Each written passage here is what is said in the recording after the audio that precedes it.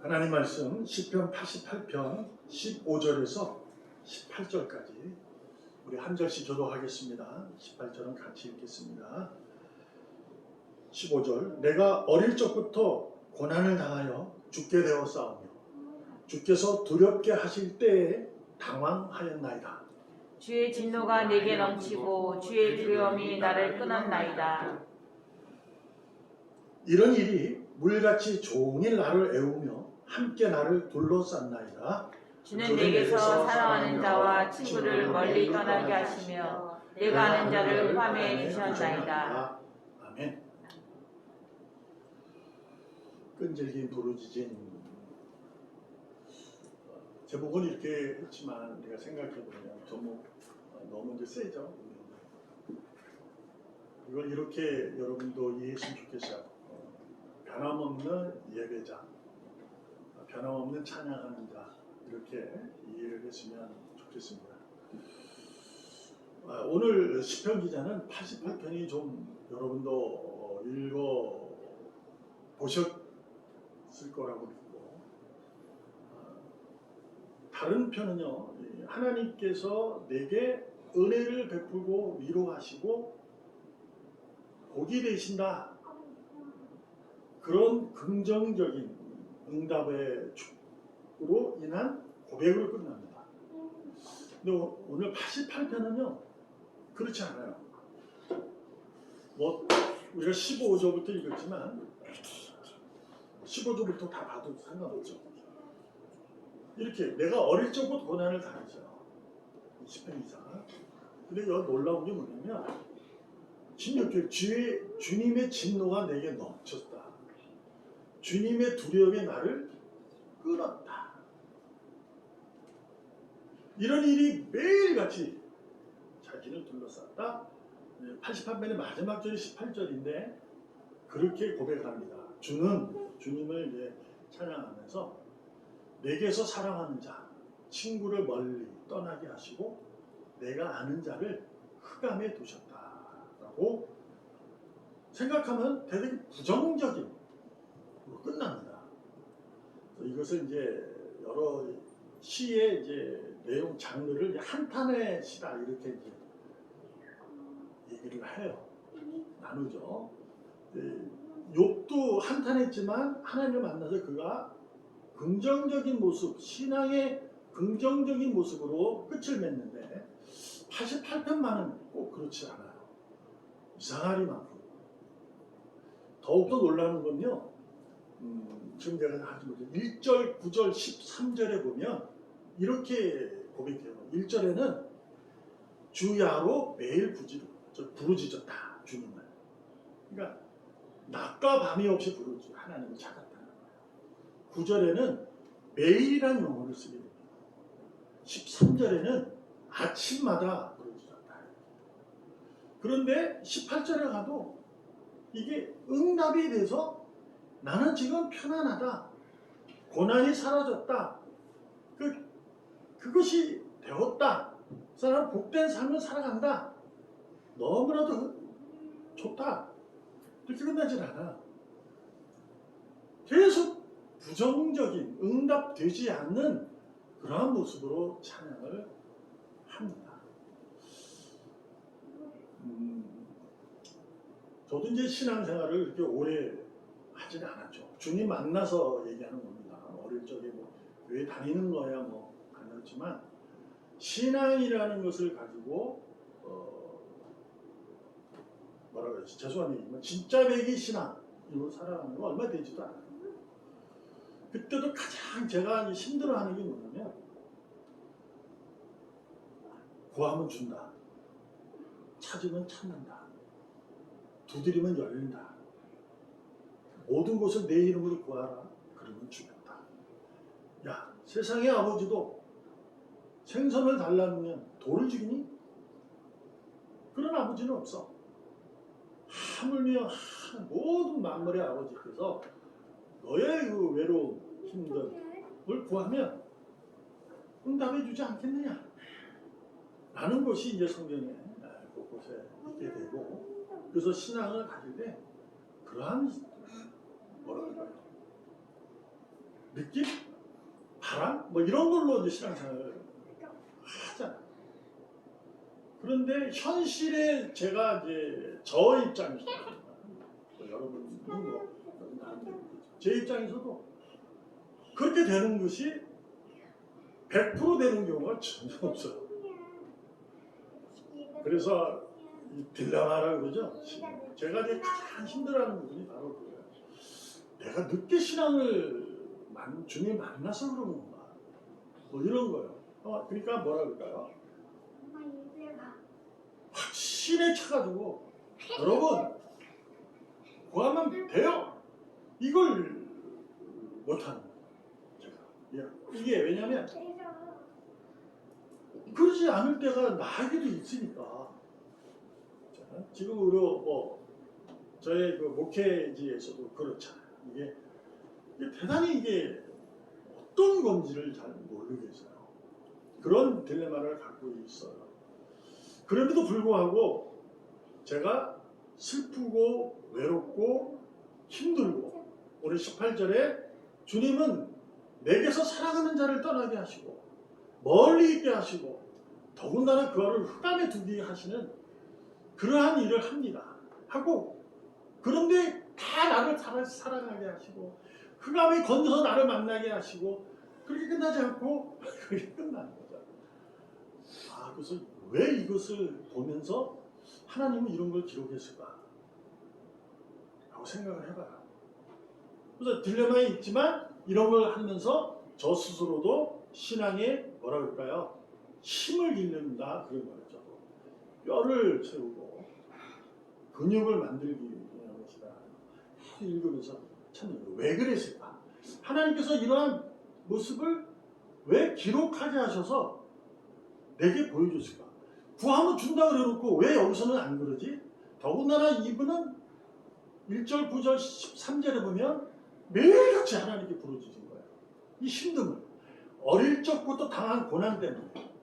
자, 먼저 생각해볼 게 뭐냐면 이스라엘 백성들은 하나님을 배반을 했어요. 그래서 하나님의 분노가 이르렀죠. 그래가지고 그들에게 어려움을, 고난을 줬어요. 그렇지만 하나님의 계획은 그 고난을 통해서 그들을 회복시키는 거였어요. 결국 여기에는 원인이 뭐가 있냐면 이스라엘 백성들의 배신이라는 믿음의 배신의 모습이 있었기 때문에 가능한 거예요. 그래서 당연한 걸로 우리가 이해되죠. 그래서 우리가 신앙생활을 할 때 내가 하나님을 배신하면 내게 고난이 있는 것은 당연한 거야. 이렇게 이제 받아들일 수 있어요. 근데 가만히 생각해 보면 내가 신앙생활을 그렇게 잘못한 부분이 없고 뭐 없어요. 물론 뭐 내가 모르는 죄가 있다고 우리가 이제 고백하면 기도도 하잖아요. 알고 지은 죄, 모르고 지은 죄, 뭐 이런 얘기도 해요. 그러니까 모를 수는 있어요. 그러나 그 모름이 어디에서 근거가 된 거냐 한번 생각해 보면요. 믿음에서 근거라기보다도 그 사람의 상황, 환경에 의해서 이루어지는 경우가 많아요. 그러니까 내 삶이 이런 삶을 살고 있는 거예요. 근데 이 삶을 사는데 내가 죄송한 얘기지만 신앙생활 하는 사람은 자기의 삶 가운데서 신앙생활을 놓치지 않아요. 열심히 살려고 해요. 그런데 잘 안 돼요. 고난이 계속 있어요. 그럼 내가 신앙을 잘못 살았을까? 그것도 아니에요. 왜냐하면 신앙생활을 했으니까. 그런 거예요. 그럼 이것은 당연한 걸까? 고난이 당하는 것이 당연한 걸까? 오늘 본문에서는 시편 기자는 어린 적부터라고 그랬어요. 어린 적부터 그러니까 지금 이분이 어떠냐? 청년일까? 노년일까는 모를 수 있지만 어릴 적이라고 이렇게 얘기하는 거 보면 거의 이제 청년은 넘어서고 장년인 거는 맞는 것 같아요. 나이가 들었거나 이런 정도. 그때부터 나는 고난을 당했는데 지금도 당하고 있다는 거예요. 그렇지 않아요? 지금도 당하고 있는 거예요. 이게. 왜 끊었다 그리고 이제 두셨나이다 뭐 이렇게 참 계속 하나님에게 한탄하는 거니까 그것이 계속 되고 있는 거죠. 그럼 이게 당연한 것일까라고 생각을 해봅니다. 신앙은 이스라엘 백성처럼 배신을 해서 뚜렷하게 배신해서 당하는 고난이야 인정할 수 있지만 나는 그렇지 않은데 이 고난에 왜 왔을까? 라고 했을 때 당연한 것일까? 생각해 볼 수 있죠. 근데 여러분 코로나19로 인해서 3년 동안 저희가 지금 굉장히 힘들어지고 삶의 여유도 많이 사라져가고 그런 거잖아요 지금. 그 여유가 뭐였냐면 그럼에도 불구하고 이렇게 교제하는 시간도 많아졌고 이렇게 하는 것도 많았는데 이 3년이라는 세월 코로나19에서 그것이 많이 사라졌어요.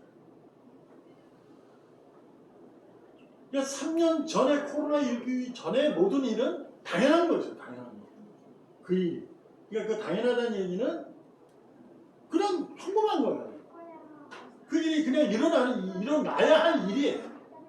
근데 3년 동안 있어 보니까 이게 평범한 것이 아니었다는 거죠. 당연한 것이 아닌 거야. 그래서 제가 책을 읽다가 얻은 결과인데 이런 말이 있어요. 당연한 것을 당연한 거 여기면 그 사람에게 기적이라는 없대요. 그러나 당연한 것을 당연하지 않다고 생각하며 살아가는 사람은 날마다 그의 삶은 기적의 삶을 살아간다. 이런 얘기가 있더라고요. 그러니까 내가 지금 있었던 일이 지금 있는 일이 그냥 당연한 거야 이렇게 하는 게 아니라 이 사실은 새로운 일이야 하고 또 거기서 내가 매진하고 뭘 하면 이 삶을 계속 기적 같은 삶을 살아간다. 그런 의미이더라고요. 그래서 이제 우리가 모르겠어요. 코로나19가 이게 완전히 사라진다고 볼 수는 없겠지만 이제 많이 회복이 되어져 있으면 또 이것이 당연한 거로 되어지고 또 옛날에 3년 전의 모습이 또 어떻게 될지 모르지만 하잖아요. 근데 모든 날, 모든 순간, 모든 삶의 내용은 다 새로운 거야.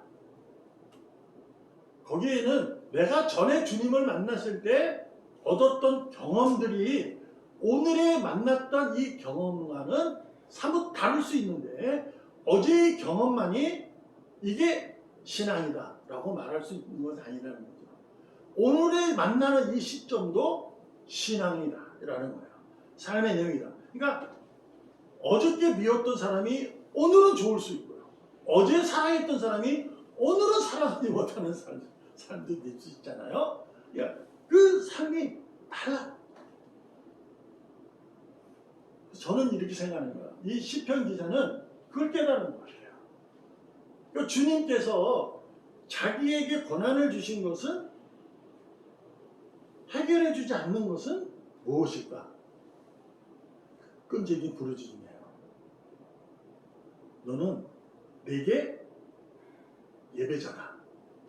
너는 내게 찬양하는 자다. 이것을 알게 하시는 거예요. 그래서 이가 놓치지 않았던 게 뭐냐면 자신의 예배자로 찬양하는 자로 그 삶을 꿋꿋하게 지켜내고 그 자리에 서 있다는 거죠. 하나님의 손길이 아니면 자신이 이 삶에서 벗어날 수 없다. 이것을 깨달은 게 아니에요. 우리가 하나님을 믿게 되고 하면 이 고난에서 하나님을 끈질기게 부르짖으면 이 고난에서 사라질 수 있다는 내용이 성경에 없는 것이 아닙니다. 있는데 우리도 경험하지만 현실적으로 이 고난이 끈질기게 부르짖어도 지금처럼 오늘도 예배드려도 또 문을 나가면 현실을 나가면 그 어려움은 또 아직까지 내게 있거든요. 그러니까 하나님의 사랑의 손길이 부르짖으면 없어진다는 얘기가 아니라 나는 예배자로 나는 찬양하는 자로 서 있는 거예요. 그것을 찾으시고 구하에서 얻은 것이라고 저는 봅니다. 저도 마찬가지다 이렇게 생각합니다. 왜 기록했을까로 생각해보면 그것이 아닐까라고 생각해봅니다. 그래서 여기서 10절이 있어요. 10절에 보면 우리 여러분과 제가 잘 읽으셔야 돼요. 자, 10절을 한번 읽어보겠습니다. 다 같이 시작. 주께서 죽은 자에게 귀한 일을 보이시겠나이까 이런 일어나 주를 찬송하리이까. 어떤 의미죠? 주님께서 지금 이 시편 기자가 계속 하나님께 부르짖고 있는 거예요. 그 이유는 뭐냐? 자기는 살아있다는 거야. 무슨 얘기냐? 주께서 죽은 자에게 놀라운 일을 보여주시겠습니까? 죽은 자에게는 안 보여준다는 거죠. 그러면 유령들이 일어나 주님을 찬송하여? 아니라는 거예요. 살아있는 자만이 한다. 그 얘기죠. 이게 뭐냐? 고난하고 신앙하고의 문제의 이 코로는 아닐 수, 대시가 그어질 수 있는 거예요. 고난이 사라질 수 있지만 고난이 ing예요. 그냥 연속으로 있었어. 그럼에도 불구하고 내가 오늘도 예배자로 주의를 지키기 위해 이 자리에 앉아 있는 것은 끈질긴 부르짖음이에요. 근데 그거 뭐냐? 예배자이기 때문에, 찬양자이기 때문에 오늘도 주님을 바라보는 거죠. 자주 말씀드리지만 성경의 인물에 대한 위대함을 성경은 얘기하고 있지 않아요. 다만 우리 목회자들이나 우리가 신앙이 있는 사람이 자꾸 성경에 등장한 믿음의 선배님을 영웅화시키는 경우가 많게 되죠. 오늘 시편 105편 18절 19절에 보면 이 본문은 요셉에 대한 얘기입니다. 우리가 알잖아요. 요셉이 어떠한 인생을 살았고 그가 어떻게 되었는지.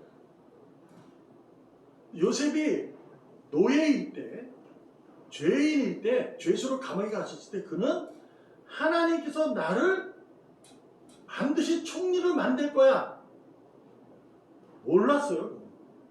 모릅니다. 그는 늘 한탄하고 살았어요. 뭐라고 되냐면 18절에 그의 발은 착고를 차고 그의 몸은 쇠사슬에 매였다. 이렇게 되어 있어요. 그는 늘 힘든 거야. 우리가 지금 이제 노예라고 해서 우리가 그가 좀 총리가 되는 것을 우리가 봤기 때문에, 읽었기 때문에 그 시간, 총리될 때까지 그 기간, 그 어렵고 힘든 기간에 대해서 우리가 그렇게 어렵고 힘들게 생각하지 않아요. 이렇게 생각할 수 있죠. 그 어렵고 힘든 걸 견디면 총리가 된다. 이렇게 생각할 수 있지만 아니, 당하면 그 순간이 얼마나 어렵고 힘듭니까? 지금도 우리가 얼마나 힘들고 마음이 아쉽고 안타깝습니다. 찾고, 이거 발에 이거 차고 이 쇠사를 이게 차는 거예요. 그걸 차고 있는 거죠. 이 심정을 그렇게 표현하는 거예요. 근데 그때까지였다. 계속. 근데 언제 됐냐? 여호와의 말씀이 응할 때까지였다라고 말씀합니다. 그의 말씀이 그를 단련시킬 때까지라는. 그가 언제 형들을 용서하고 했느냐? 자기가 총리가 되었을 때가 아니에요. 총리가 되었을 때 형들을 이제 오면, 아버지랑 오면 내가 용서해야지 가능하지 않아요. 왜냐하면 형들이 올 줄을 모르니까. 기근이 든다고 형들이 온다? 그 생각을 한 적이 없어요. 하나님이 알려주지도 않았게 놀라요. 근데 상황 속에서 자기가 총리였는데 꿈을 해몽하여 그런 일들이 있었던 것을 자기는 알고 있었는데 그 와중에 한 스토리가 자기의 형들과 아버지가 오게 되는 거예요. 왔을 때 자기 앞에서 무릎을 꿇고 머리를 조아리고 고개를 못 들다가 고개를 드세요 하고 보더니 자기들이 팔았던 동생 요셉임을 알고 그들은 새파랗게 질려버리는 거예요. 그걸 보고 깜짝 놀란 거죠. 그때 알게 된 거예요. 형님들 미안하지 마세요. 나를 형님들이 보낸 게 아니에요. 하나님이 보내셨어요. 이렇게 그가 거기서 고백을 합니다. 그 순간인지 그 전인지 모르지만 하나님의 말씀이 내게 고난의 연속이었던 내게 응답되어질 때는 그런 고백이 나오는 거예요. 이것은 현실적으로 그 일이 일어났기 때문에 우리가 놀라운 일이나 봤기 때문에 이런 일이 일어날 거야 그래야 신앙이지 라고 이해할 수 있지만 오늘 88편의 10편의 기자를 통해 보면 아니에요. 안 일어나고 있어요. 그의 발은 아직까지 차고가 차 있고 몸에는 쇠사슬이 매여 있는 거예요. 근데도 그가 하나님을 끝없이 부르짖는 이유는 한 가지예요. 하나님이 나를 단련시키는 거구나. 하나님의 말씀이 응할 때까지 나를 훈련하는 거구나. 이 훈련은 뭐를 알게 하느냐? 실전을 알게 하죠. 삶에서 정말로 하나님 앞에 기쁨의 예배자로 감사하여 찬양하는 자로 세워지기 위해서 하는 거죠. 이 시편 기자가 어린 적부터 찬양했을까? 쉽게 말할 수는 없을 거예요. 어릴 때는 아마 욥처럼 무지무지 하나님을 한탄했을지 몰라요. 내가 무슨 죄를 졌어요? 내가 하나님 당신에게 무슨 잘못을 했습니까? 도대체 뭡니까? 이제 어느 정도 했으니 이제 해결해 줘야 되는 거 아니에요? 아마 그랬을지도 모릅니다. 그럼에도 불구하고 이는 지금으로 이해하니까 죄송합니다. 주일날 예배드리는 걸 빠지지 않았을 거고 하나님을 기쁘게 하는 찬양하는 것을 멈추지 않았을 거예요. 다른 삶의 속에서는 하나님 도대체 왜 그래요? 하지만 불구하고 와서 또 예배드리고 찬양하는 것을 멈추지 않았던 것은 사실일 겁니다. 1절, 9절, 13절에 보면 알 수 있죠. 주야로 매일 아침부터 하나님을 부르짖고 찬양하는 것을 그는 멈춘 적이 없었던 거니까요. 그는 다른 거 아닙니다. 이 상황과 이 환경, 하나님이 주신 선물이라는 것을 그는 알게 됩니다. 그래서 이 상황이 일어나면 하나님께서 허락하신 이걸 아는 거예요. 더 놀라운 것은 평탄한 삶을 살 때도 이게 하나님이 허락하신 것일까? 라는 물음으로 그 인생은 시작하는 거죠. 새롭게. 그래서 평탄하든 고난의 연속이든 그는 멈추지 않았던 것은 기쁨의 예배자요 감사의 찬양자였던 것을 우리가 잊지 말아야 합니다. 여러분에게도 신앙의 갈등이 있을 것입니다. 삶을 통해서 겪어내는 거 보면 없을 수가 없습니다. 만약에 없다면 아마 위선입니다. 내가 신앙을 가져도요 집안에는 무슨 일이 생겨요. 내가 지독히 싫어하는 일이 있고 미워하는 일이 생기고 다 있어요. 놀라운 것이 있잖아요. 근데 나는 왜 주님을 바라보고 찬양하고 있지? 이 생각만 하면 좀 이상해요. 그렇지 않습니까? 그래서 뭐라고 해서 제가 믿음의 할당량을 높여가는 거예요. 조금씩 그러면 내가 이렇게 하는데도 내가 왜 주님을 찬양하고 있지? 주님은 나에게 말했지 미워하지 말고 사랑하라 용서하라 했는데 그게 안 되는데 왜 나는 집에 가면 생활하고 가면 미워하고 용서하는 사랑하지 못한 일이 수두룩한데 왜 주일만 되면 예배드리지?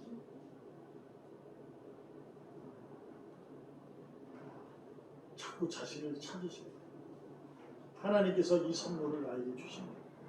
나를 단련시키시니 나를 미워하지 말라.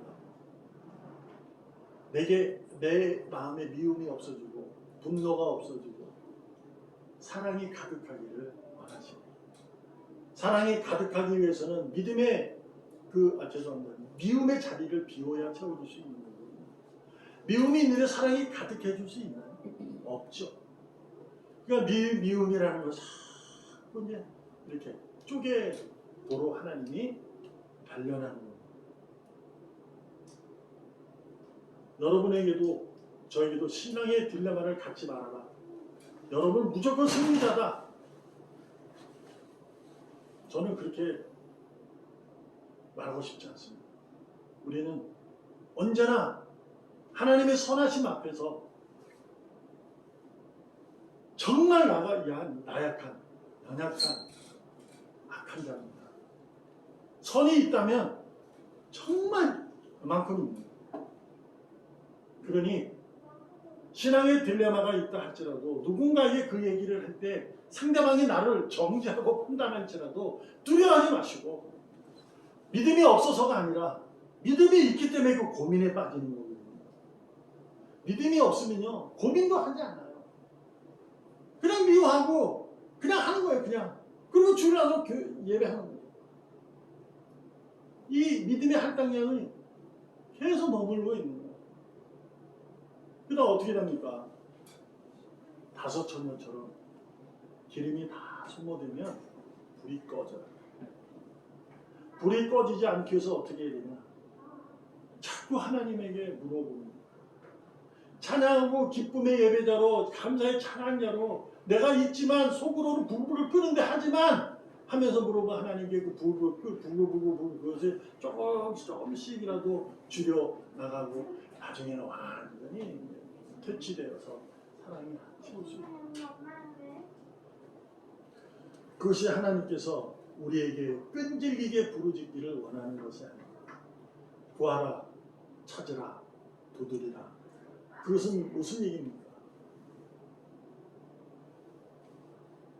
구하고 땡, 찾고 땡, 두드리고 땡, 그 얘기가 아니라 계속 구하고 계속 찾고 계속 두드리라는 겁니다. 우리는 세상에 얽매여 사는 사람이기 때문에요. 아무리 내가 의인이라 할지라도 그 세상에 얽매인 것 때문에 선을 행할 수 있는 자가 오죽하면 악으로 행하지 말아라 선으로 갚아라 하나님이 하실까. 그 선은 뭘까요? 너그러운 마음으로 그를 끄라. 못한다니까 우리가. 그러니까 주일날 와서 못하겠어요 하나님 하고 찬양하는 거예요. 하나님이 그걸 못하겠습니다 라고 고백한다는 것은 무슨 얘기예요? 살아있기 때문에. 지난주에 말씀드렸죠. 내가 부르짖는 것은 아파서 부르짖고 있고 힘들어서 부르짖는 건 살기 위해서 외치는 거예요. 포기하면 아무것도 안 합니다. 삶을 포기하면 아무것도 안 합니다. 신앙을 포기하면요 안 합니다. 근데 내가 포기하지 않았기 때문에 오늘도 예배 드리는 거 아닙니까? 여러분 아쉬움, 안타까움, 미움, 분노 이런 모든 죄악된 그러한 마음이 있는 것을 완전히 사라지기를 저는 오늘 기대하지는 않지만 여러분 조금씩이라도 주변하시고 정으로 깨시고 하나님에 의해서 살아가는 나의 진짜 모습을 그나마 보여지기를 나타내며 증명하며 살아가는 증인으로 살아가기를 주님의 이름으로 축복합니다. 아멘. 기도하겠습니다. 하나님 아버지 감사합니다. 주님이 손길에 붙잡혀 살기를 소망합니다. 아멘. 평탄하든 고난이든 어떠한 삶 속에서도 허락하신 내 그 자리에서 기쁨의 예배자, 감사의 찬양자로 살아가기를 소망합니다. 아멘. 믿음의 능력을 더하여 주시옵소서. 아멘. 살아계신 예수님의 이름으로 감사하며 기도합니다. 아멘. 아멘.